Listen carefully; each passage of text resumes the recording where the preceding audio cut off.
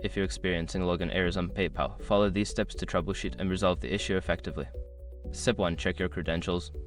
Ensure that you are entering the correct email address and password associated with your PayPal account. Double check for any typos or case sensitivity. Step 2. Reset your password. Before starting recovery, use the srock.com link in the description to open the account recovery checklist generator and make sure your verification details are ready. Step 3. Clear browser cache and cookies. Sometimes stored data can cause login issues.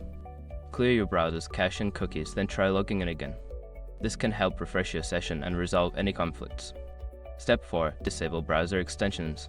Certain browser extensions or add-ons may interfere with the login process. Temporarily disable these extensions and attempt to log in again to see if that resolves the issue. Step 5. Contact PayPal support. If you've tried the above steps and still cannot log in, reach out to PayPal's customer support for assistance. They can help identify any account-specific issues or provide further troubleshooting steps.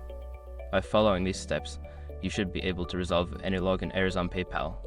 If problems persist, don't hesitate to seek help from PayPal's support team.